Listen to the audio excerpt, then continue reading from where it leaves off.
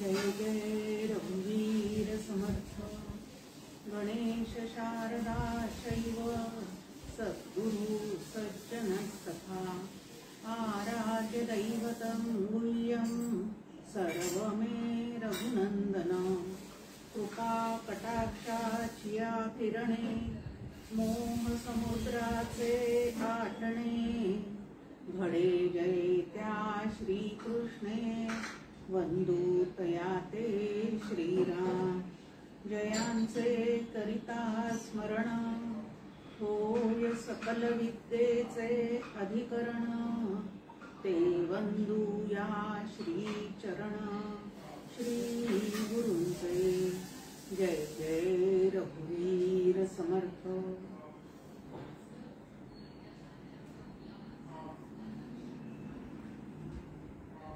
परमपूज्य डॉक्टर काका श्रद्धेय मंदाताई या उभयतांना मनपूर्वक वंदन करते आणि सुखाने प्रवास करण्याच्या इच्छेने जमलेल्या सर्व जीवांना मनपूर्वक अभिवादन करते। मागच्या वेळेला आपण पाहिलं की ते सूत्रची स्वये जाणावे सूत्री राहुनी खेळावे जीवन आनंदाचे करावे आयतन। प्रपंचामधल्या त्रिविध तापांनी पोळलेल्या जीवाच्या अंतःकरणामध्ये विवेक निर्माण होतो। सत्वगुण जर वर असेल तर ह्या पद्धतीचा विवेक निर्माण होतो। रजोगुण जर वर असेल तर या दुःखातून बाहेर पडण्यासाठी म्हणून मग टीव्हीवरच्या सिरियल्स पहा, रम्मी खेळायला जा किंवा अजून काही दुसऱ्या गोष्टी करा, ह्या पद्धतीने तिथं सुरू होतं। पण सत्वगुण जर वर असेल तर आता संतांची संगत केली पाहिजे। आपण आजपर्यंत ज्या पद्धतीने जीवन जगत आलो त्यापेक्षा काहीतरी वेगळं असं आता केलं पाहिजे असं मनात वाटायला सुरुवात होते। त्याला मुमुक्षत्व जागृत होणे असं म्हणतात। दासबोधामध्ये समर्थांनी माणसाचे 4 स्तर दिलेले आहेत। सुरुवातीचा बद्ध, नंतर मुमुक्षु, मग साधक आणि सिद्ध। तर सुरुवातीला आपण सगळेजण बद्धच असतो। जरी देवधर्म आपण करत असलो तरी सुद्धा त्या देवधर्माचा उद्देश जो आपला आहे तो भगवत प्राप्ती हा नसतोच मुळात। तो प्रपंच ठाकठीक राहावा, त्यामध्ये काही गडबड गोंधळ होऊ नये, आपल्या मनासारखं सतत होत राहावं, आपल्याला अनुकूल तेच घडत राहावं, ह्या इच्छेने आपण त्या भगवंताचे किंवा संतांचे सुद्धा चरण जे धरतो ते मुळात पहिली इच्छा हीच असते आपली की सर्व काही आलबेल असावं प्रपंचामध्ये आणि म्हणून आपण ते धरतो। पण संत संगती कुठंतरी आतमध्ये संचितामध्ये पुण्याचा साठा असेल तर कधीतरी संतांचे वाक्य कानावर पडतात आणि आतमध्ये अगदी खूप दडून राहिलेला असा जो पुण्याचा साठा असतो तो कधीतरी वर येतो आणि आता आपण जीवनामध्ये काहीतरी आमूलाग्र बदल केला पाहिजे असं मनाला वाटायला लागतं। जया ऐसे करावे वाटे म्हणजे आपलं जीवन हे एक धागा सुखाचा आणि 100 धागे दुःखाचे या पद्धतीने रडत रडत न घालवता आपल्या संपूर्ण जीवनामध्ये आनंदच आनंद असावा। जो संतांच्या जीवनामध्ये भरून राहिलेला दिसतो तो आनंद आपल्या जीवनात असावा। जया ऐसे करावे वाटे म्हणजे संतांच्या जीवनाकडे पाहून आपल्याही जीवनामध्ये ह्या पद्धतीचा आनंद निर्माण व्हावा असं ज्यांच्या मनामध्ये थोड्याफार अगदी चुळबुळीच्या स्वरूपात का होईना पण सुरुवातीला निर्माण होतं, अशी वृत्ती निर्माण होते, त्या ठिकाणी विवेक जो आहे तो जागृत झालेला असतो। आता विवेक जागृत होणं हे फार पुण्याचं लक्षण आहे। संचितामध्ये जर खरोखरी शुद्ध पुण्याचा साठा असेल तरच माणूस विवेक आणि वैराग्य ह्या दोन्हीकडे वळू शकतो आणि हा विवेक ज्याच्या चित्तामध्ये जागृत होतो त्याला समर्थ रामदास स्वामी म्हणतात विवेकाचे फळते सुख। मग आतापर्यंत आम्ही जे सुखदुःख भोगत होतो तेच त्याचं स्वरूप काय आहे तर प्रारब्धाने जे समोर येत होतं ते सुख किंवा दुःख असं अनुकूल प्रतिकूल भावनेमध्ये अडकून आम्ही ते भोगत होतो। पण इथं विवेकाचं फळ सुख म्हणजे नेमकं हे सुख सुद्धा आम्हाला कुठून प्राप्त होत आहे, त्याचा मूळ उगम कुठून आहे हे ज्याच्या लक्षात येतं त्याच्या चित्तामध्ये विवेक प्राप्त झालेला असतो। आता मूळचं सुखरूप तत्व कुठलं आहे तर सुखरूप ऐसा दुजा कोण सांगा माझ्या पांडुरंगा सारिखा हो असं तुकाराम महाराज म्हणतात तर जयासी वाटे सुखचे असावे तेणे रघुनाथ भजनी लागावे, असं समर्थ रामदास स्वामी आपल्याला सांगतात की ज्याला पूर्ण सुखी व्हावं असं वाटतं त्यांनी त्या सुखासाठी विषय प्राप्तीच्या मागे न धावता भगवत प्राप्तीच्या मागे जर तो प्रयत्न केला तर नक्कीच त्याला ते सुखरूप तत्व जे आहे ते बाहेर कुठे नसून माझ्या अंतःकरणातच आहे अशा पद्धतीचा बोध जो आहे तो बुद्धीला त्याच्या होऊ शकतो. म्हणून ज्याला आपलं जीवन पूर्ण आनंदमय करावं असं वाटतं त्याच्या चित्तामध्ये विवेक निर्माण होतो. आता विवेक म्हणजे नेमकं काय आहे तर सूत्रधाराची ओळख करून घ्यावी. आता सूत्री राहून खेळावे असं आपल्या समोर मांडणी आहे की कोण हे जगत चालवणारा कोण मुख्य आहे, मला जी हालचाल करायला प्रेरणा मिळते त्याच्या मागचा मुख्य सूत्रधार कोण आहे हे त्याला ओळख करून घ्यावीशी वाटते. नंतर सुखदुःखाच्या पलीकडे असणारं असं एक आनंदाचं साम्राज्य आहे, संतांनी त्याचा अनुभव घेतलेला आहे आणि तिथपर्यंत आम्हीही पोचावं. आपण भजनामध्ये म्हणतो पहा की जो प्रसाद दिला साधू संता तोची प्रसाद देई तू मला. पण असं नुसतं भजन म्हणल्याने तो प्रसाद प्राप्त होणार आहे का? संत ज्याप्रमाणे त्यांनी त्यांची मनबुद्धी भगवंताला समर्पित केलेली आहे त्या पद्धतीने मन आणि बुद्धी भगवंताला समर्पित करता आली तर तो प्रसाद जो आहे तो तुमच्या आमच्या बुद्धीमध्ये सुद्धा विवेक, वैराग्य, सर्वाभूती प्रेम, क्षमाशीलता असं सत्वगुणाचं जागरण होऊन ते सगळे गुण जे आहे ते आमच्या स्वभावामध्ये सुद्धा येतात आणि ते गुण स्वभावामध्ये प्रगट झाले की त्या ठिकाणी विवेक जागृती झाली असं म्हणतात. की ज्याला वाटते त्याच्या चित्तात विवेकाला काय झालेला आहे, आता थोडासा अंकुर फुटलेला आहे. म्हणजे पूर्ण जागृत झालेला असा झालाय असं नव्हे पण थोडासा त्याचा अंकुर फुटलेला आहे. आता विवेक म्हणजे नेमकं काय आहे तर विचारपूर्वक केलेला निवाडा, त्याला विवेक असं म्हणतात. वेदांत शास्त्राच्या विचारासह केलेला निवाडा त्याला विवेक असं म्हणतात. मग आता या विवेकाचे अनेक प्रकार जे आहेत ते आपल्या समोर संत वारंवार मांडून ठेवतात. कारण विवेकाची जेवढी परमार्थामध्ये गरज आहे साधकांनी साधन चतुष्टय संपन्न असावं असं ज्या वेळेला म्हटलं जातं तेव्हा त्या 4 साधनांपैकी पहिलं साधन आहे विवेक, दुसरं आहे वैराग्य, तिसरं आहे समाधी षटक आणि चौथं आहे मुमुक्षुत्व.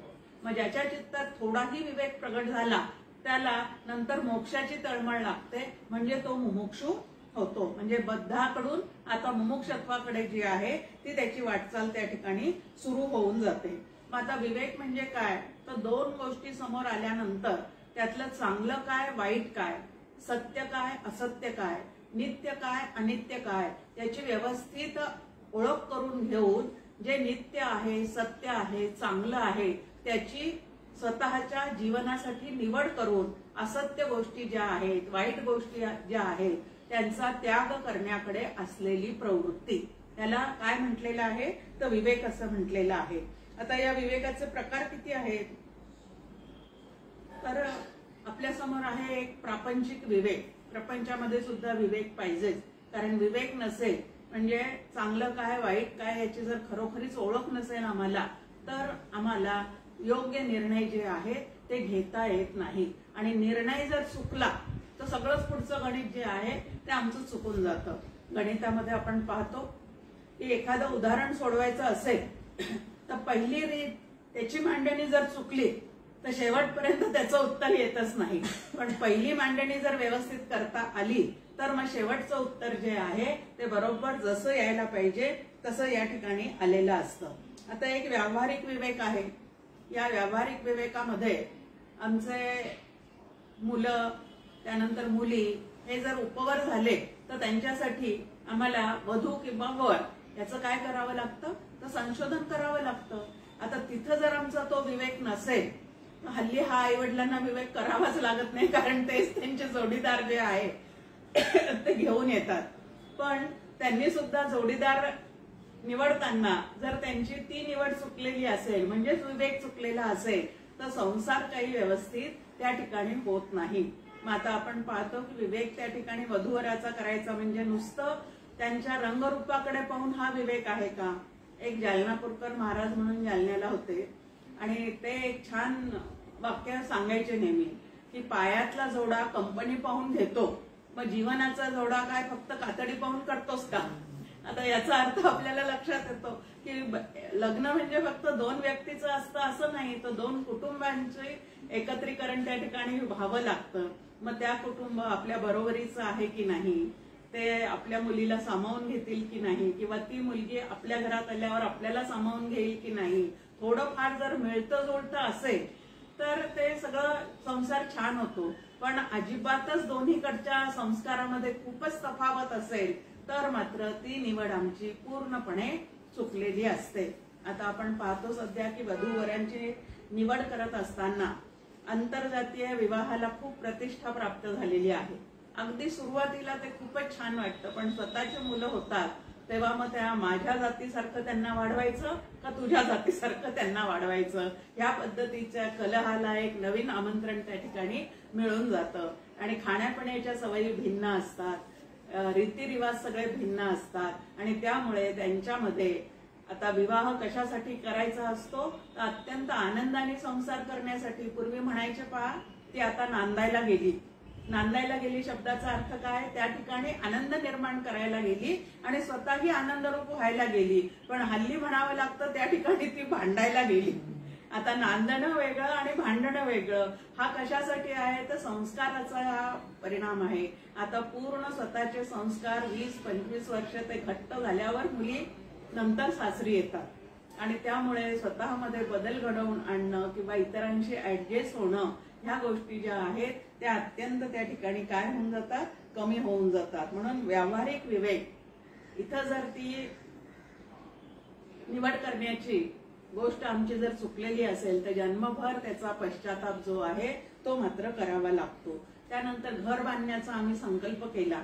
आता घर बांधण्याचा संकल्प केल्यानंतर जागेची निवड, त्यानंतर ज्याच्याकडे ते बांधायला द्यायचंय त्याची निवड म्हणजे बिल्डरची निवड, हे करणं सुद्धा अतिशय महत्वाचं असतं. आणि ती निवड जर चुकली तर फसवाफसवी किती ठिकाणी होते ते आपण आता बातम्यातही ऐकतो, पेपरमध्ये सुद्धा ऐकतो. त्यानंतर अनेक तऱ्हेचे कार्यक्रम या जगतामध्ये सतत सुरू असतात, समाजामध्ये सतत सुरू राहतात.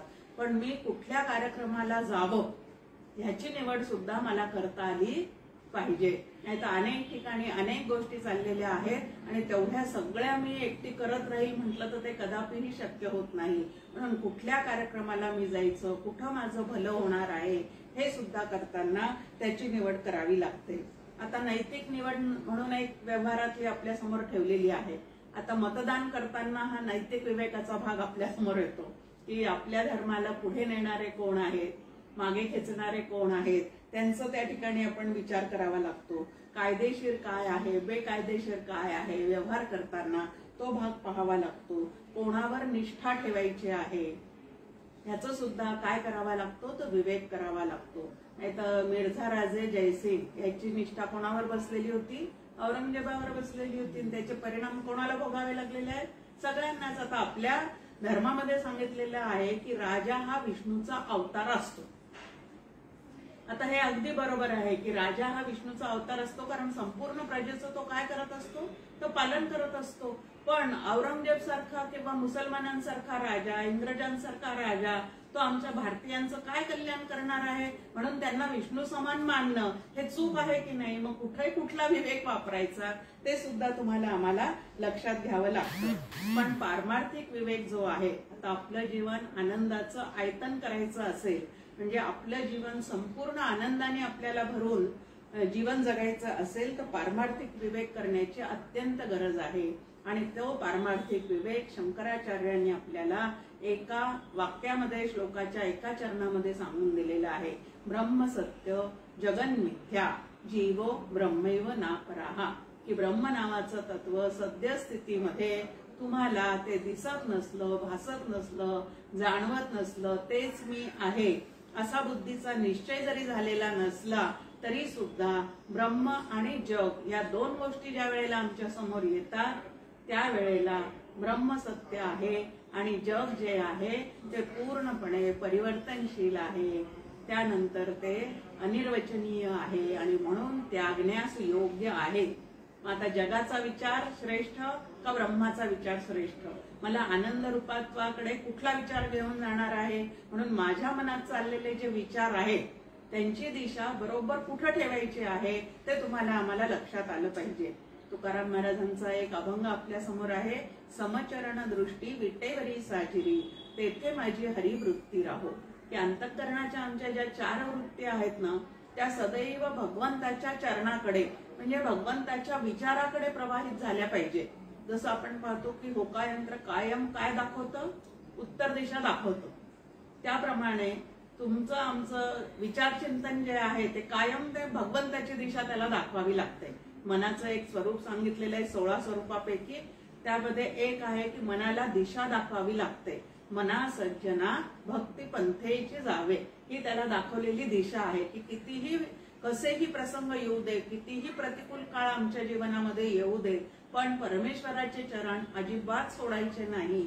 हा विवेक जो आहे तो जर आम्ही चित्तामध्ये धारण करून ठेवला तर परमेश्वर आनंद रूप असल्यामुळे आम्हालाही तो आनंद प्राप्त झाल्याशिवाय अजिबात राहणार नाही. आणि म्हणून समर्थ पुढे आपल्याला म्हणतात, विवेके दृढ धरावी वाट सत्याची. आता ही विवेकाची वाट दृढतेने धरावी असं ज्या वेळेला संत आपल्याला सांगतात त्यावेळेला सहजच लक्षात येतं की मधून मधून आपलं मन डिरेल होत जातं. की 10 लोक असे वागताना दिसतात, 100 लोक असे वागताना दिसतात, तर मी वागत आहे तेच कदाचित चूक असेल की काय असं मनामध्ये येऊन जातं. आणि जसं 100 लोक वागतात त्याप्रमाणे आपल्याला वागावंसं वाटायला लागतं. हे विवेकापासून आमचं काय आहे तर ढळणं आहे. पण विवेकाने साधकाने मात्र दृढ धरावी म्हणजे पक्की धरून ठेवावी की विवेकाचं फळ हे सुख आहे आणि मला सुखरूपच होऊन जीवन जगायचं आहे. तसं जर मला करायचं असेल तर मी कशापासून ढळता उपयोगाचं नाही, तर सारासार विवेकापासून ढळता उपयोगाचं नाही. जो संसारे दुखवला त्रिविध तापे पोळला, तोच एक अधिकारी झाला परमार्थासी. की हा पारमार्थिक विवेक कोणाच्या मनामध्ये रुजतो तर ज्याने आजपर्यंत केलेल्या संसाराचं पुनर्अवलोकन केलेलं आहे. की त्याने स्वतःला तपासलेलं आहे की आजपर्यंत मी माझं अंतःकरण कुठं कुठं गुंतवलेलं आहे, आजपर्यंत मी देहाने कोणाकोणाशी झिजलेली आहे, आजपर्यंत मी कोणाच्या शब्दांना चित्तामध्ये जास्त किंमत देऊन ठेवलेली आहे आणि त्याच्यापासून मला खरोखरीच सुखाचा अनुभव येतोय का. आजपर्यंत मी ज्या पद्धतीने जीवन जगत आलेली आहे आणि त्रिविध तापाला सामोरे गेलेली आहे. आता त्रिविध ताप म्हणल्यानंतर आपल्याला माहिती काही शारीरिक दुखणे आहेत. आता हे शारीरिक दुखणे कमी करण्यासाठी त्या वेळेला आम्ही डॉक्टरांकडे जातो, औषध योजना करतो, ती करायलाही पाहिजे. आणि म्हणून तर आपल्यासमोर आयुर्वेद शास्त्र पण निर्माण करून ठेवलेलं आहे, ते करायलाही पाहिजे. पण आज आम्ही दुखणं बरं केलं तर परत येणार नाही असं आहे का. ऋतू बदलला की व्हायरल इन्फेक्शन आहेच सगळ्यांना, लहानापासून मोठ्यापर्यंत.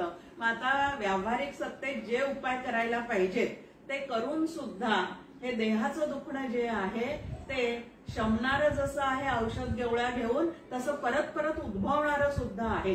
त्यामुळे कायमची या देहदुःखातून आमची सुटका होऊ शकते का, होऊ शकत नाही. पण देहबुद्धी जास्ती असेल तर या दुखण्याचा बाऊ केला जातो. आणि देहबुद्धी जर कमी असेल की देह मी नसून मी चैतन्य आहे आणि चैतन्याला यत्किंचित सुद्धा रोग होणं शक्य नाही, हे जर आतमध्ये लक्षात असेल तर मी चैतन्य आहे लक्षात असेल तर देहदुःखाचे जे उपाय करायचे ते करून घेऊन सुद्धा डॉक्टर काका नेहमी म्हणतात की आम्हाला आमच्या देहाशी बोलता येतं. जसं दुसऱ्यांना आम्ही समजून सांगतो तसं संत स्वतःच्या देहाशी सुद्धा बोलतात असं काका नेहमी सांगतात. मग कशा पद्धतीने बोलतात की आता छान शिबिराचा कार्यक्रम आहे, तिथं आम्ही जाण्याचं ठरवलेलं आहे आणि आमच्या देहामध्ये काहीतरी उत्पन्न झालेलं आहे, रोगराई काहीतरी. मग त्या ठिकाणी औषध गोळ्या घ्यायच्या, पुरेशी विश्रांती द्यायची आणि ते आपल्याच देहाला जसं आपल्या मुलांना आपण समजावून सांगतो की तुला पुरेशी विश्रांती दिलेली आहे, तुला औषध गोळ्या दिलेल्या आहेत, आता 3 दिवसाच्या शिबिराच्या मध्ये तू मध्ये मध्ये येऊ नकोस, ह्या पद्धतीने. मग त्या ठिकाणी ह्या पद्धतीची विल पॉवर जर आम्ही जागी केली की नाही मला हे शिबिर करायचंच आहे, तर थोडंफार का होईना याच्यावर आम्ही नियंत्रण जे आहे ते करू शकतो. आणि भगवंताला प्रार्थना करून आम्ही आमचे जे विवेकाच्या साह्याने जे कार्यक्रम करायचे आहेत ते पूर्णपणे पार सुद्धा पाडू शकतो. आणि म्हणून देह बुद्धी चित्तातून घालवली की आम्हाला सुखाचा काय येतो अनुभव येतो. याचा अर्थ देहाला दुःखच होत नाही असं आहे का? असं अजिबात नाही. आपल्याला माहितीये की समर्थांना कफाची व्याधी होती. आता डॉक्टर काकांचंही आपण पाहतो की त्यांचे ऑपरेशन झालेले आहेत. त्यानंतर सर्दी खोकल्याचा त्यांना प्रचंड त्रास होतो. पण एवढं सगळं होऊन सुद्धा चित्ताची जी प्रसन्नता आहे ती मात्र त्यांची कधीही ढळत नाही. ह्याचं कारण काय आहे? तर त्या ठिकाणी देह तादात्म्य नसून मी चैतन्य आहे असा पूर्णपणे त्यांना आलेला अनुभव आहे, बोध आहे. आणि म्हणून चित्ताची प्रसन्नता जी आहे ती कायमची टिकलेली आहे. मग देह दुखण्यासोबत विवळायचं का मी चैतन्य रूप आहे असा विचार करून आनंदात जगायचं, या दोन्ही मधला निवाडा आम्हाला करायचा आहे. की देहाच्या दुःखाच्या मागे धावत पळत सुटायचं आहे, त्याच विचारामध्ये रमायचं आहे का मी चैतन्य आहे, आनंद घन आहे असा विचार करून माझ्या जीवनामध्ये, माझ्या चित्तामध्ये अखंड प्रसन्नतेचा अनुभव घ्यायचा आहे. आता विचारानेच माणूस सुखी होतो आणि विचारानेच माणूस दुःखी होतो. पण हे फार लवकर आमच्या लक्षात येत नाही. आता देहाचं दुःख जे आहे ते तर प्रत्येकाला असतंच, पण त्याच्यासोबत जर चुकीचे विचार आमच्या असतील की माझ्याच नशिबात का, मलाच का, मी एवढं देवधर्म करून माझ्याच बाबतीत असं घडतं का. आता देहाचा संबंध प्रारब्धाशी आहे, तिथं देवधर्माचा काय संबंध आहे? आणि देवधर्माचा संबंध आमच्या आतमध्ये असणारं सुखरूप तत्व जे आहे ते ओळखण्यासाठी आहे. असं छान विचार मनामध्ये असले तर विवेकाचं फळ ते सुख ते तुम्हाला आम्हाला काय करता येतं तर पूर्णपणे अनुभवाला येऊ शकतं.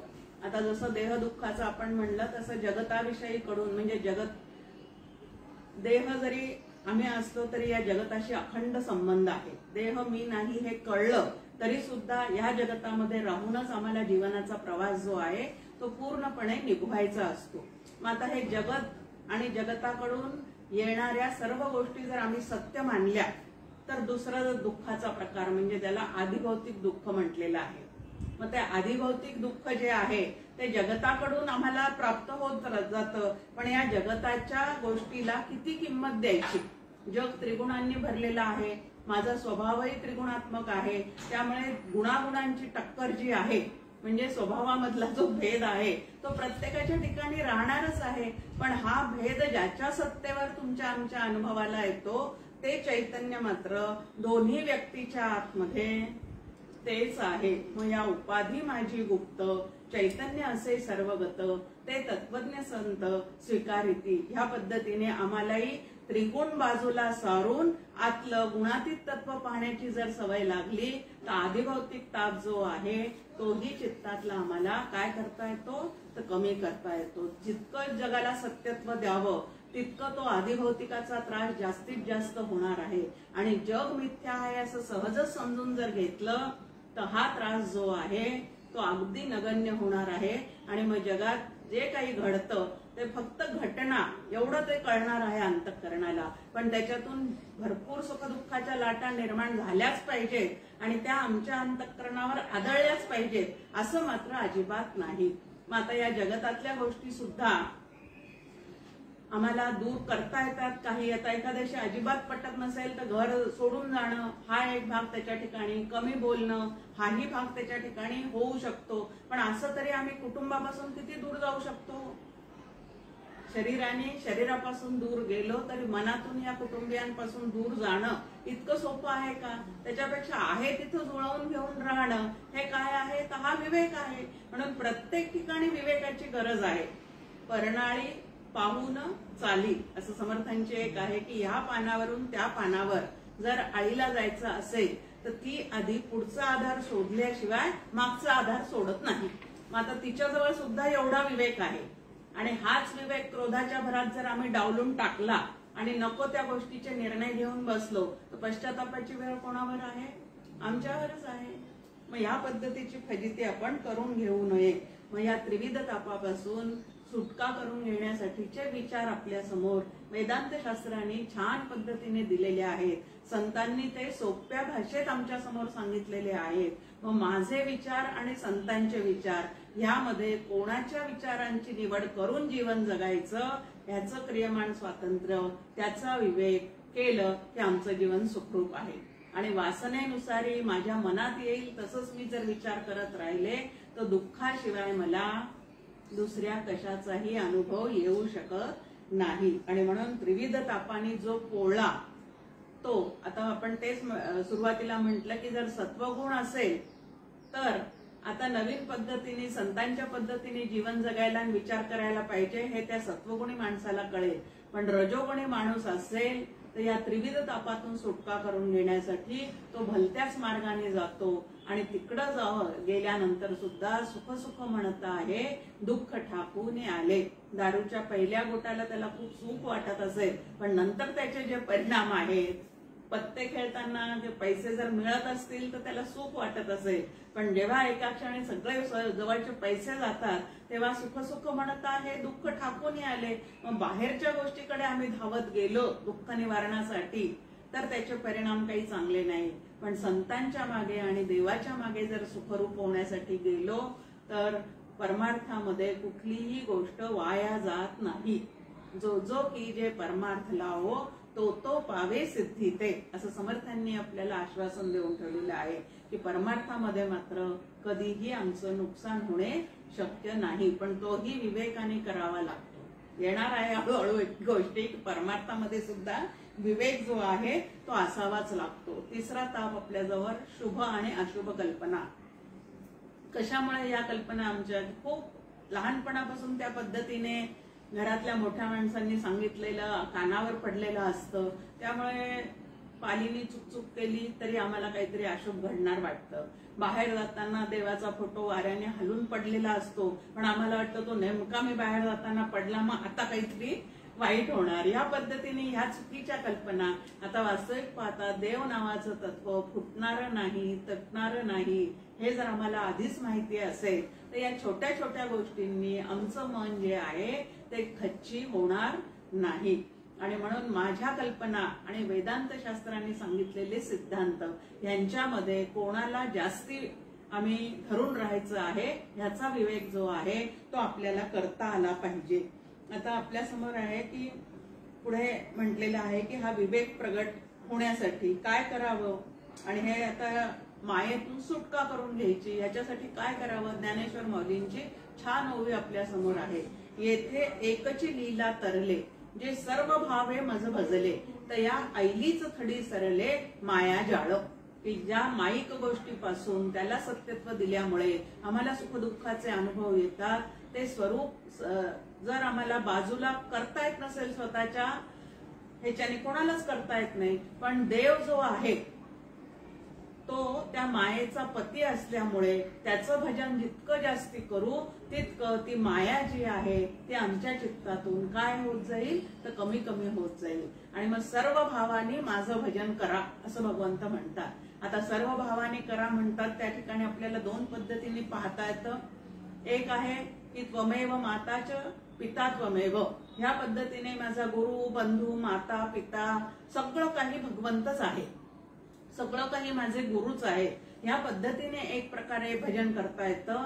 आणि दुसरं कर्म मार्गाने, भक्ती मार्गाने आणि ज्ञान मार्गाने, तिन्ही मार्गाचा अवलंब करून आम्हाला या मायाजाळाच्या पलीकडे, आता म्हणून मागची ओवी की ते सूत्र स्वये जाणावे की भगवंताची माया कशी आहे, ती कसं कार्य करते, ती कोणाच्या अधीन आहे, मी तिच्या स्वाधीन होऊन राहायचं का ती ज्याच्या अधीन आहे त्याला धरून मी जर राहिलो तर ती मला काही करणार आहे का. तिच्याजवळ तेवढी ताकदच असू शकत नाही. जो भगवंताचा भक्त आहे त्याला ती कधीही त्रास देऊ शकत नाही. आणि म्हणून हे सगळ्या गोष्टी आम्ही काय करायच्या आहेत तर लक्षात घ्यायच्या आहेत. त्यानंतर आपल्या समोर आहे समर्थ म्हणतात या प्रपंचात वागत असताना नक्की लक्षात घ्यायचं की माझ्या प्रपंचाचा कर्ता भरता आणि हरता कोण आहे तो तो भगवंत आहे. त्याच्या संकल्पाने हा प्रपंच निर्माण झालेला आहे. त्याच्या योजनेप्रमाणे माझ्या जीवनामध्ये या पद्धतीचे नातेवाईक अवतीभोवती आलेले आहे. त्याच्या पद्धतीप्रमाणे माझ्याच कर्मातून मला सुखदुःखाचं फळ देण्याची योजना जी आहे ती या माणसांच्या माध्यमातून भगवंतांनी केलेली आहे. मग ज्यांच्याकडून मला खूप त्रास होतो ते माझं पूर्व चुकीचं कर्म जे आहे ते धुवून टाकत आहे असा विचार करायचा. आणि ज्यांच्या माध्यमातून आम्हाला अकारण सुखाचा अनुभव येतो ते माझ्या सुखाच्या कर्माचं फळ देण्यासाठी, म्हणजे चांगल्या कर्माचं फळ देण्यासाठी माझ्या आयुष्यात भगवंतांनी पाठवलेले आहे असं पाहायचं. मग आता दोघंही जण आम्हाला सुखदुःखातीत होण्यालाच मदत करतात की नाही जर विचार केला तर. कारण आम्हाला त्याच्याही पलीकडे जाऊन आनंद जो आहे त्या आनंदाचा शोध घ्यायचा आहे. मग हे करण्यासाठी संत आपल्याला विचार देतात, समर्थ आम्हाला म्हणतात, आहे तुके देवाचे ऐसे वर्तने निश्चयाचे, मूळ तुटे उद्वेगाचे येणे रीती. या प्रपंचात घडणाऱ्या गोष्टींनी जो चित्ताला सतत उद्वेग प्राप्त होतो, चित्ताला त्रास होतो, काळजी वाटते, या सगळ्याचं कारण काय आहे? करता भरता हरता भगवंत आहे यावर माझा विश्वास नाहीये. मग मी करता ऐसे म्हणसी तेणे तू कष्टी होसी, की मी स्वतःकडे सगळं कर्तृत्व घेते आणि त्यामुळे कष्ट म्हणजे चित्ताला कष्ट होत राहतात. पण सगळं काही देवाचं कर्तृत्व आहे, मी फक्त निमित्त मात्र आहे, असं जर कायमचं लक्षात ठेवलं तर या संसारातून निर्माण होणारे जे उद्वेग आहे, म्हणजे आपत्तीचं रूपांतर इष्टापत्तीत करण्याचा विवेक जो आहे तो या संतांच्या कृपेने तुम्हाला आम्हाला काय होऊन जातो तर साधून जातो. आता आपत्ती जो जो नरदेहात आलेला आहे, जो जो या जगतामध्ये वावरणार आहे, त्याला कधी असे प्रसंग कधी तसे प्रसंग असे सहजच त्याच्या समोर येत जाणार आहे. मग आता आपत्ती आली तर लगेच गडबडून न जाता त्याचं इष्टापत्तीमध्ये विचाराने रूपांतर जे आहे ते शास्त्राचा अभ्यास आणि संतांचे विचार जर आमच्या जवळ असतील तर कुठल्याही परिस्थितीत अंतःकरणाला मरगळ येऊ न देता जीवन जगण्याचं सामर्थ्य जे आहे ते तुम्हाला आम्हाला प्राप्त होतं. जीवन आनंदाचे आयतन करायचे असतील तर या विचारांची किती गरज आहे हे आपलं पाहणं चाललेलं आहे. आणि पुढे म्हणतात की प्रपंचाचे दगडगोटे फुले होती. ओवी काय आहे की जया ऐसे करावे वाटे, म्हणजे ज्याला असं वाटतं की आता आपलं जीवन आनंदाचं आयतन करून टाकावं, घर करून टाकावं, त्या ठिकाणी विवेक प्रगट होतो. विवेक प्रगट झाल्यानंतर तो संत आणि शास्त्रांच्या विचारामध्ये स्वतःला रमवण्याचा आणि ते अभ्यासण्याचा प्रयत्न करतो. आणि अशी जगाकडे पाहण्याची, प्रपंचाकडे पाहण्याची, इतरांच्या वागण्याकडे पाहण्याची दृष्टी जर आपली बदलली, आता माझ्यासाठी जग बदलणार नाही, माझ्यासाठी माझ्या देहाचं रूपाने जे प्रारब्ध समोर आलेलं आहे ते बदलणार नाही. हे फार लक्षात ठेवायचंय देवधर्म करताना, की प्रारब्ध बदलवण्यासाठी अजिबात परमार्थाचा हे करायचा नाहीये, वापर करायचा नाही, उपयोगही करायचा नाही. आणि प्रारब्धाचा नियमच असा आहे की ते भोगल्याशिवाय संपतच नाही. मग ते भोगल्याशिवाय संपतच नाही तर ते बदलवण्याचा प्रयत्न नाही करायचा. पण कसेही प्रसंग जीवनात जरी आले तरी मी कोलमडून न पडता आनंदाने जगण्याची या विचारांमध्ये काय आहे तर व्यवस्था आहे. मग माझ्यासाठी समोरच्या व्यक्ती बदलणार आहेत का? अजिबात नाही. माझ्यासाठी जगाचं स्वरूप बदलणार आहे का? अजिबात नाही. मग तरी पूर्वी जे प्रपंचामध्ये आम्हाला दगडगोटे वाटत होते सगळ्यांचे वागणे, आता त्यांचे प्रपंचातले दगडगोटे म्हणजे काय आहे? इतरांचे वागबाण. जास्तीत जास्त काय आहे तर त्यांचे वागबाण जे आहे ते दगडगोट्यासारखे असतात, सूक्ष्म तलवारीसारखे असतात.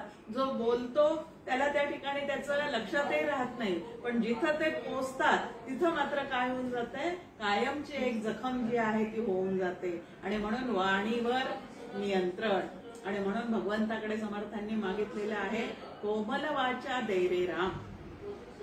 किंवा व्यवहारात वागताना असू दे किंवा परमार्थात वागताना असू दे, पण वाणीवर संस्कार जे आहेत ते केलेच पाहिजे. आणि वाणीवर संस्कार नसतील तर अद्वा तद्वा कसं बोलतात ते आपण 4-5 दिवसापासून पाहतोय. एकमेकांना कसं बोलणं सुरू आहे ते त्या पद्धतीने. मग इथं की प्रपंचाचे दगडगोटे फुले होती. मग आता ते दगडगोटे आता फुले वाटतात म्हणजे काय आहे? आधी ते सगळं माया आहे, त्या मायेने आम्हाला खूप त्रस्त केलेलं आहे, ह्या पद्धतीचा विचार आमच्या चित्तात आहे. पण शास्त्राचा अभ्यास, संतांचा सहवास, श्री गुरूंनी दिलेले विचार, ह्या सगळ्या गोष्टी जर आतमध्ये असतील तर आता ती माया न वाटता भगवंताची लीला वाटायला सुरुवात होते. म्हणून डॉक्टर काका नेहमी सांगतात की आपल्या कुटुंबियांच्या लीला पाहाव्यात, म्हणजे त्यांच्याकडे माया आहे असं पद्धतीने न पाहता आता लीला शब्दामध्ये सहजच आनंद आहे की ही भगवंताची लीला आहे म्हटलं की त्यामध्ये आनंद आहे. आणि ही माया आहे, त्याचं वागणं असं आहे. आता ते त्यांच्या गुणांच्या सुद्धा काय नसतात तर ताब्यात नसतात. ते गुण इतके हवे होऊन जातात त्या माणसाच्या आतमध्ये, ते गुण त्यांना भोग देण्यासाठी आणि आम्हाला भोग देण्यासाठी निर्माण झालेले आहेत. मग ते त्या गुणांमध्ये नसतात. कदाचित त्या माणसांना त्यावेळेला तसं बोलायचंही नसतं, पण तो गुण इतका प्रबळ होऊन जातो की ते त्या पद्धतीने वाणीच्या द्वारे प्रगटच होऊन जातात. पण ते किती क्षणभंगूर असतं. लगेच 4 तासांनी तेच लोक आपल्याला काय परत चांगले बोलायला सुद्धा येतात. म्हणजे त्यांचं मघाचं बोलणं सत्य आहे का आत्ताचं वागणं सत्य आहे, मध्येच असं मध्येच तसं, याचा अर्थ ते परिवर्तनशील आहे, अनिर्वचनीय आहे आणि म्हणून त्यागण्यास योग्य आहे. आणि म्हणून त्याचं खूप बाऊ न करता इतरांच्या वागण्याचा, इतरांच्या बोलण्याचा बाऊ करण्याची सवय जर आम्ही सोडून दिली तर तेच भगवंताची लीला वाटायला सुरुवात होते. मग आता त्या ठिकाणी समोरच्यांचे सगळ्यांचे स्वभाव बदलतात असं अजिबात नाही. कदाचित प्रारब्धात असेल तर तसं होऊनही जात असेल, आधी दुःखाचे भोग दिल्यानंतर सुखाचे भोग त्यांच्याकडनंच मिळतील, पण कायमचे ते एकसारखे कधीच नसतात. हेही आम्ही लक्षात ठेवायचं. एक छान अभंग आहे आणि त्या अभंगामध्ये म्हटलेलं आहे की या प्रपंचाचं वर्णन करताना की त्यांनी म्हटलेलं आहे की बाण वर्षती सुसु सणसण. आता शाब्दिक बाणच आहेत हे प्रपंचात एकमेकांच्यावर जे कोसळतात ते कसं आहेत, ते शाब्दिक बाणच आहेत. पण श्री गुरु कृपेने विवेक प्रगट झाला तर त्या ठिकाणी नेमकं काय होतं तर त्या ठिकाणी म्हटलेलं आहे की होता मनीचे भाव वेगळे, पूर्वीचे ते दिसे आगळे. बदलत काहीच नाही, पण माझा त्यांच्याकडे पाहण्याचा दृष्टिकोन जो आहे तो पूर्णपणे जर बदललेला असेल तर मला आनंदाचीच प्राप्ती होते. आणि त्यांचं बोलणं सुद्धा आम्ही सहज लीलया काय करू शकतो, बाजूला सारू शकतो. हे खूप महत्वाचं आहे. कोणाला सोडून द्यायचं नाही, कोणापासून उद्वेग निर्माण करायचा नाही. भगवद्गीतेत आपल्या समोर श्लोक आहे की आपल्याकडून कोणाला उद्वेग होऊ नये आणि इतरांच्या वागण्याचा आपल्याला सुद्धा उद्वेग करून घेऊ नये. ह्याच्यामध्ये ही स्थितप्रज्ञाची लक्षणं सांगितलेली आहेत. आणि तसं या विचारांनी तुम्हाला आम्हाला नक्की होता येतं. आणि म्हणून या ठिकाणी किती सुंदर की प्रपंचाचे दगडगोटे फुले होती. म्हणजे नंतर प्रपंचातले लोक आमच्यावर पुष्पवृष्टी करतात असा त्याचा अजिबात अर्थ नाही. पण समर्थही आपल्याला सांगतात की निंदकतेची बंधू लागती भक्ती मार्गासी. जर आपली शांती, आपलं वागणं आणि कुठल्याही पद्धतीने कोणी वागलं तरी आपण परत प्रेमाने मायेने करताना जर त्यांना दिसलो तर कधीतरी त्यांना सुद्धा पाजर फुटल्याशिवाय राहत नाही. हा नंतरचा भाग, पण आपण तशी पण अपेक्षा ठेवायची नाही. मग प्रपंचाचे दगडगोटे फुले होती म्हणजे नेमकं काय आहे तर एक छान गोष्ट आहे की एकदा अकबराच्या मुलाला एक रोग झालेला असतो. आता छान छान बिरबल आणि अकबराच्या गोष्टी आपल्या समोर आहेत की त्याला रोग झालेला असतो. काही केलं तरी, किती वैद्य आणले तरी सुद्धा तो रोग त्याचा बरा व्हायला तयार नसतो. तर मग असाच एक राजवैद्य म्हणून कुठला तरी दूरच्या प्रांतातला बोलवला जातो आणि तो बोलवल्यावर तो त्याला तपासतो आणि मग तो सांगतो की यांना ना दुसरं तिसरं काही नाही, यांना जरा बदल हवा आहे. यांना जर सर्व ठिकाणी हिरवं हिरवं असं छान दिसायला लागलं ना, आता सहज फुटलेली पालवी आपण पाहतो त्याच्याने अंतःकरण जे आहे ते प्रसन्न होतं. किंवा दाराला आपण हिरव्या पाण्याचं तोरण लावतो, कुठले शुभ प्रसंग असतील तर सहजच चित्ताला त्याच्याद्वारे काय मिळून जातो, आनंद मिळून जातो. तर तुम्ही काय करा की तुमच्या संपूर्ण राजवाड्यामध्ये हिरवे गालिचे टाका, म्हणजे यांना काय होणार नाही, जिकडं तिकडं पडदे हिरवे लावा, सगळीकडे हिरवं हिरवं दिसेल, असं छान दिसेल असं त्याच्यासाठी तयार करा. मग बिरबलाला बोलवतो बादशाह आणि सांगतो की बाबा त्या राजवैद्यांनी असं सांगितलेलं आहे, आता जबाबदारी तुझ्यावर आहे, सगळ्यांकडनं हे काम करून घ्यायचं. तो म्हणतो असं सांगितलंय का त्यांनी, आपण करूयात ना म्हणे, पण एवढं सगळं राजवाड्यामध्ये हिरवे गालिचे टाका, पडदे हिरवे करा, भिंतींना हिरवा रंग द्या, ह्याच्यापेक्षा आपण एक काम करू म्हणे, हिरव्या रंगाचा एक गॉगल, एक चष्मा त्याच्या डोळ्यावर चढवू, म्हणजे त्याला सहजच सगळं काय दिसायला लागेल, हिरवं दिसायला लागेल. त्याप्रमाणे इकडे युक्ती आहे की आतले विचार बदला, तुमच्या ठिकाणी ज्ञानदृष्टीचा विकास करा की मग तुम्हाला सगळीकडे भगवंताची लीला म्हणूनच ते पाहायला मिळेल आणि त्या ठिकाणी आपल्याला चित्ताला सहजच काय होईल तर आनंद होईल. मग यासाठी प्रपंच त्यागावा असं अजिबात नाही. प्रपंच उपाधी न टाकिता संसार त्याग न करिता जनामध्ये सार्थकता विचारेची होय असं आपल्या समोर समर्थांनी सांगितलेलं आहे. आणि म्हणून प्रपंचाचे दगड गोटे खुले होती. कशामुळे तर विचार व्यवस्थित केल्यामुळे. एवढं त्या विचारांचं महात्म्य आहे. आणि म्हणून संतांचे संगती मनोमार्ग गती. संतांच्या संगतीत जर विचारांना वळण लावलं. आता संतांच्या मागे जायचं कशासाठी असतो की जिथं संतांना जेवायला बोलवलं जातं तिथं गेलं की आम्हाला पंचपक्वान्न खायला मिळतात म्हणून जायचंय का, म्हणजे त्यांचे भोजन भाऊ शिष्य आम्हाला व्हायचंय का, असं अजिबात व्हायचं नाही. तर त्यांच्याजवळ जे अनुभवाचे बोल असतात, अनुभवातले विचार असतात, त्या विचारांनी आम्हाला भरपूर असं विवेकाचं सामर्थ्य, वैराग्याचं सामर्थ्य, जगाकडे पाहण्याची ज्ञानदृष्टी जी आहे ती विकसित करता येते. म्हणून संतांकडे जे जायचं, आम्हा घरी शब्दांचीच रत्ने असा तुकाराम महाराजांचा अभंग आहे की आम्हा संतांकडे दुसरं तुम्हाला देण्यासारखं काय आहे तर आमच्याकडे शब्दांचीच रत्ने. हे शब्द जे आहेत ते लक्षात ठेवा, म्हणजे तुमचं आमचं आयुष्य जे आहे ते कसं होईल तर अत्यंत सुखरूप असं होईल. ऐशा विवेका लाभी.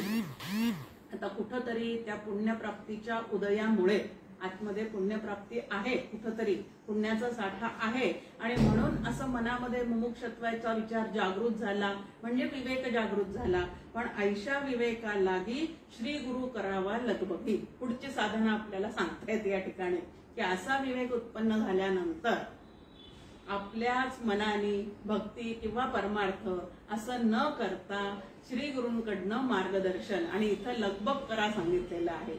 श्री गुरु करण्याची काय करा तर लगबग करा आणि तयाने दिलेल्या मार्गी श्रद्धा धरावी.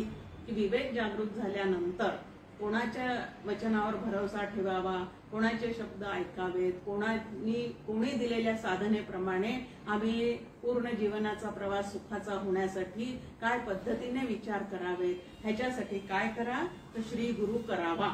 आणि कसा करावा, लगबगीने करावा.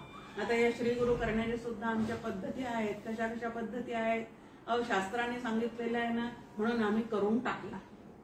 काय आहे की शास्त्राने सांगितलं म्हणून करून टाकला.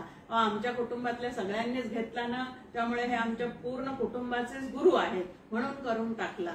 नंतर 7-7 दिवस 5-5 दिवस असे कुठं कार्यक्रम असतात त्यावेळेला आतला सत्वगुण खूप वर येतो प्रवचन ऐकून ऐकून की नाही आपण असं केलंच पाहिजे म्हणून गुरु करून टाकला. असे करून टाकण्याचे प्रकार खूप आहेत. पण इथं आपण कशासाठी करायचं आहे तर माझं जीवन आनंदाने भरून जावं, मला मोक्ष सुखाचा अनुभव मिळावा, सर्व बंधनातून माझी सुटका व्हावी. आता बंधनातून सुटका व्हावी म्हणजे कर्तव्य कर्मातून सुटका नाहीये, कल्पनेतून, चुकीच्या कल्पनेतून.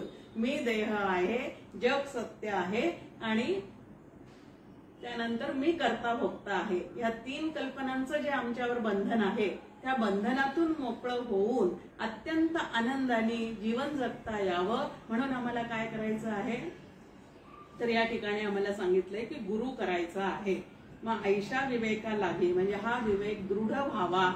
त्या दृढतेने आम्हाला हे जीवन पुढे काय करता यावं तर मार्गक्रमण करता यावं म्हणून श्री गुरु करून आम्ही त्यांच्याकडनं साधना घ्यावी.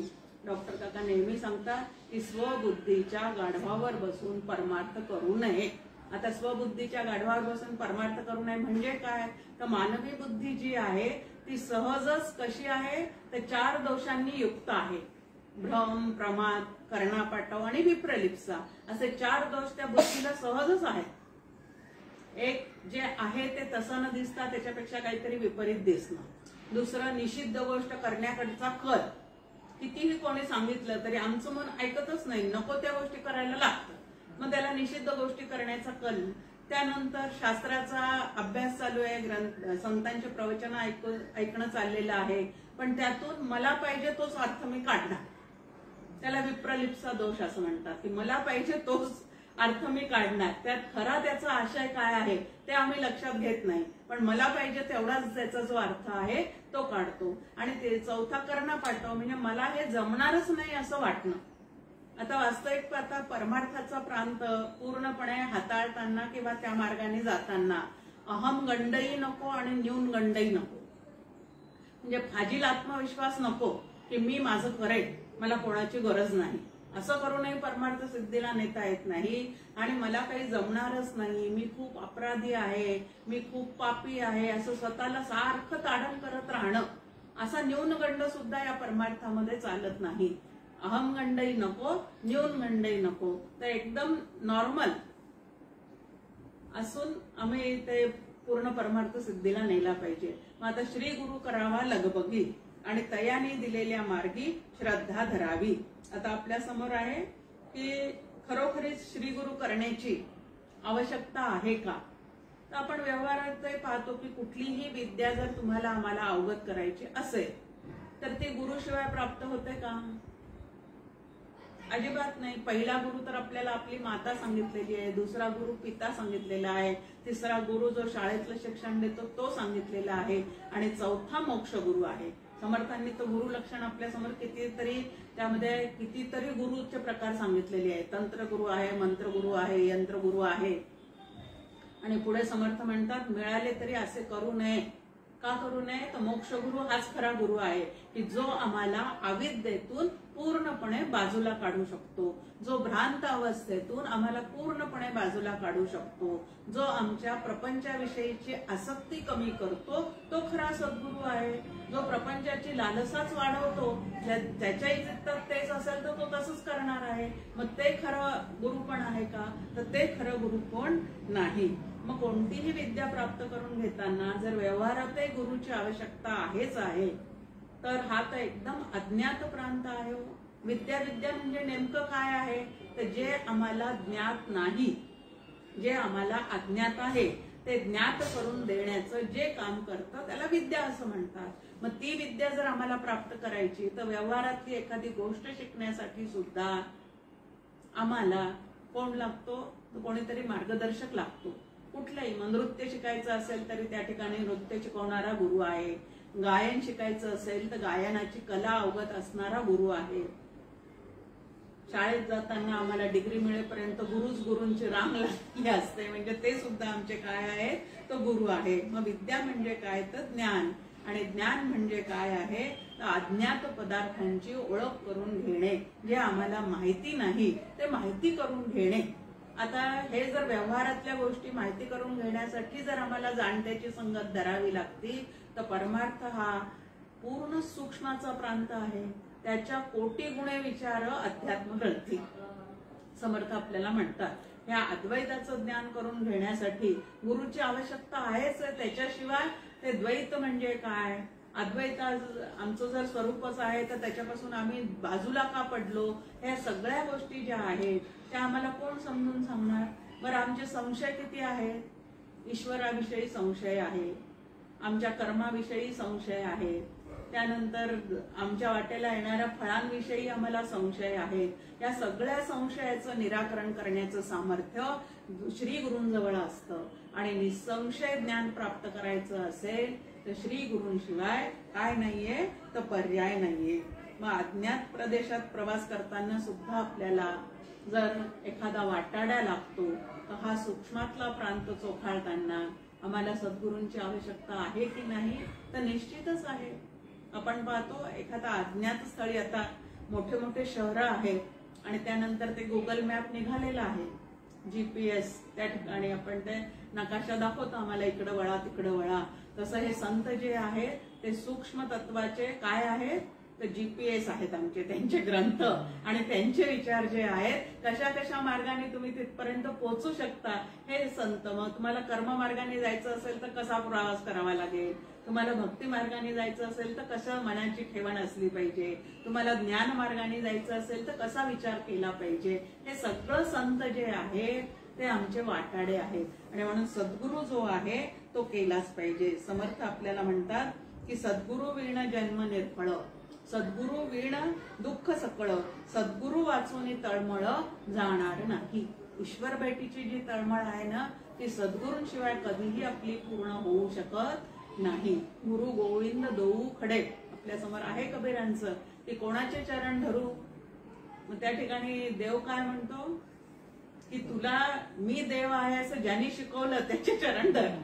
त्या पद्धतीने इकडे की एवढं गुरुचं महात्म्य आहे. कबीर तर म्हणतात सगळ्या समुद्राचं शाई केली आणि सगळ्या झाडांची मिळून टाकणी केली किंवा टाक केला, पेंट केला, तरी सुद्धा त्या गुरुचं वर्णन जे आहे ते मी लिहू शकणार नाही, इतकी गुरुची थोरवी आहे. ज्ञानेश्वर माऊली पण आपल्याला म्हणतात, मज हृदयी सद्गुरु जेणे तारिलो संसार पुरू, म्हणून विशेषात्या धरू विवेकावरी. की आमच्या चित्तातला विवेक जागृत करून या संसारातून पार कसं व्हायचं हे दाखवणारा सद्गुरू आहे. त्यांच्या कृपेशिवाय या संसाराचं महारण्य जे आहे ते तुम्हाला आम्हाला ओलांडता येत नाही. महाघोर संसार शत्रू जिणावा, असं या संसाराला काय म्हटलेलं आहे, महाघोर शत्रू म्हटलेला आहे. आणि ह्या शत्रूला अत्यंत सूक्ष्म आहे. परत हा शत्रू तसा बघायला गेलं तर दिसत नाही, पण अत्यंत सूक्ष्म आहे. मग सूक्ष्माला मारण्यासाठी सूक्ष्म विचारच त्या ठिकाणी पाहिजेत. आणि ते विचार जे आहेत ते तुम्हाला आम्हाला कोण देतं, तर संत करून देतात. डॉक्टर काकांच्या एक केनोपनिषदामधली ओवी आहे, अविद्या तमाते भास्करू तो एकचे होय सद्गुरू, म्हणून तयाचा आदरू शरण रूप. त्या अविद्येचा अंधकार, अज्ञानाचा अंधकार चित्तातून घालवण्याचं सामर्थ्य कोणाजवळ आहे, सद्गुरूंच्या विचारांजवळ आहे.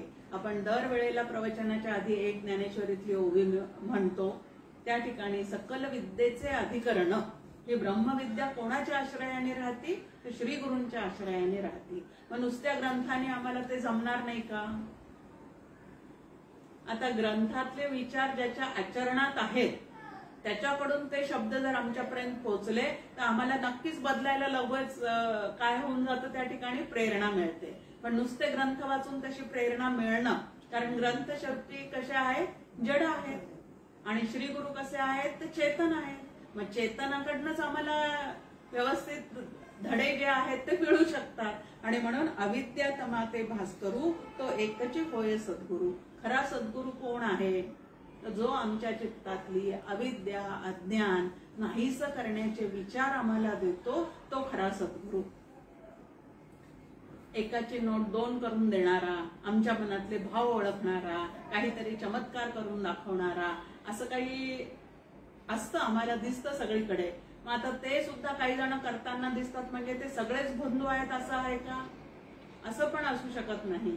कारण चमत्काराशिवाय नमस्कार नाही, म्हणून भगवंतच त्यांच्याकडून काय करून घेत असतो, तर काही ठिकाणी चमत्कार करून घेत असतो. पण तरी सुद्धा श्री गुरु करताना श्रोत्रिय ब्रह्मनिष्ठ दयाळू आहे की नाही हे काय केलं पाहिजे आम्ही. जर आधी सद्ग्रंथांचा अभ्यास असेल तर श्री गुरु करताना सुद्धा ह्या पद्धतीचा विवेक जो आहे तो तुमच्या आमच्या मनामध्ये जागृत राहतो.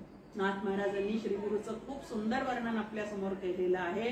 शब्द ज्ञाने पारंगतू, ब्रह्मानंदे सदा डुल्लतू. आणि तिसरी अट आहे शिष्य प्रबोधिनी समर्थू यथा उचित निज भावे. की ज्या प्रकारचा शिष्य समोर आलेला आहे त्या प्रकारे त्याला साधन देऊन आहे त्याच्या पायरीवरून त्याला वर नेण्याचा प्रयत्न करणारा आणि प्रबोधन करणारा.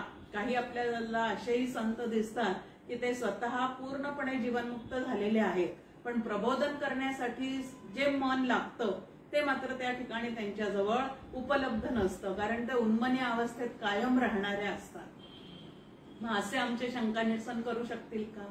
म्हणून श्री गुरु कसा पाहिजे, तर चालती बोलती समाधी ज्याला साधलेली आहे, जो व्यवहारही करताना दिसतो आणि आम्हाला मार्गदर्शन सुद्धा व्यवस्थित करतो, असा सद्गुरू जो आहे तो पाहिजे. डॉक्टर काका सुद्धा स्वतःच्या सद्गुरूच्या बाबतीत म्हणतायत, माझा श्री गुरु शंकरू माथा ठेवून कृपा करू, दाविला मज प्राकारू परमार्थाचा. की डॉक्टर काका कबूल करतात की मला या परमार्थाचा, शुद्ध परमार्थ कोणी दाखवलेला आहे तर शंकर महाराज खंदारकर जे आहेत ते डॉक्टर काकांचे गुरु आहेत आणि त्यांच्या कृपेने हा परमार्थ माझा कसा झालेला आहे तर पूर्णपणे सिद्धीला गेलेला आहे, उजळून निघालेला आहे. पण इथं आपल्या समोर आहे की श्री गुरु केला पण पुढे तयाने दिलेल्या मार्गी श्रद्धा धरावीच. पुष्कळदा काय होतं, श्री गुरु करतो त्यांच्याकडनं साधनाही घेतो आम्ही, पण आधी सुरू करून ठेवलेली आमची काही साधना असते आणि असं वाटतं की हे सोडून दिलं तर पुढे काय होईल. आता त्यांनी तर दिलेल्या याच्यात मग मन रमत नाही, आधी जे सुरू केलेलं आहे ते सोडवत नाही आणि त्याच्यामध्ये आमची पारमार्थिक प्रगती जी आहे ती वास्तविक पाहता त्या ठिकाणी खुंटून जाते. म्हणून काय आहे की त्यांनी जो आपल्याला मार्ग सांगितलेला आहे ते आपल्यासाठी परमार्थातलं IMP आहे, एवढं लक्षात ठेवायचं. भाराभर प्रश्न असतात, त्याची उत्तरं असतात, पण एखाद्याकडे आपण ट्युशन लावल्यानंतर ते आपल्याला IMP काढून देतात की अरे तुला एवढे मार्क्स मिळवायचे आहेत ना, एवढे प्रश्न फक्त बघ, बाकीचं सगळं काय कर सोडून दे. मग आता साधना ढिगभर आहेत, खूप पद्धतीच्या साधना पद्धती आहेत, पण मला कुठली परवडणारी आहे, मला कुठली झेपणारी आहे तो माझा अधिकार बघून श्री गुरूंनी मला सांगितलेलं असतं. हा ग्रंथ वाच, हे नाम घे, ह्या पद्धतीने ध्यान साधना कर. मग त्याच्यावर पूर्णपणे 100% श्रद्धा ठेवावी की नाही आम्ही. श्रद्धेचे विषय फक्त 3च पाहिजे आपल्याला सांगितलेलं आहे. एक वेदांत शास्त्र, दुसरं श्री गुरु, संत वचन आणि महावाक्य, हे श्रद्धेचे विषय आहेत. ते सोडून आम्ही इकडं खूप श्रद्धावान आहे असं म्हणतो, देवावर श्रद्धा आहे, पण देवाचे निश्वासित असणारे जे वेदांत शास्त्र आहे ते मात्र आम्हाला आवडत नाही. असं जर मला वाटत असेल तर तिथं माझी श्रद्धा कमी पडते. आणि म्हणून इथं आहे की त्याने दिलेल्या मार्गी जे काय साधन श्री गुरूंनी आम्हाला दिलेलं आहे त्याच्यावर आमची भरपूर श्रद्धा पाहिजे की ह्याच नामाच्या माध्यमातून मी पूर्णपणे पुढे जाणार आहे, ह्याच ध्यानाच्या माध्यमातून माझा परमार्थ जो आहे तो सिद्धीला जाणार आहे. असा पूर्ण श्रद्धायुक्त अंतःकरणाने श्री गुरूंनी दिलेल्या साधनेचा स्वीकार आम्ही केला आणि प्राणपणाने ती साधना जर जपली, नाही तर आम्ही खूप करतो पण त्यांनी सांगितलेलं जे आहे तेवढं मात्र काय करतो, सोडून देतो. अशी जर आमची फजिती चाललेली असेल, कारण पूर्वापार वळण पडलेलं आहे चित्ताला, जे आधीपासून केलेलं आहे त्याच्यावरच इतकं आमचं भर असतो की श्री गुरूंनी दिलेलं जे आहे ते थोडंफार करायचं आणि मोकळं व्हायचं. ह्या पद्धतीने चाललं तर त्याला श्री गुरु तरी काय करणार आहे. त्यांनी दिलेलं साधन जितक्या मनापासून आम्ही करू तितकं प्रपंचातले दगडगोटे फुले होण्याची काय आहे तर शक्यता आहे. आणि असं आपलं जीवन अत्यंत आनंदाने फुलावं असं जर आपल्याला वाटत असेल तर गुरुच्या सहाय्या वाचून विद्या प्राप्त होणे शक्य नाही, हे लक्षात ठेवावं.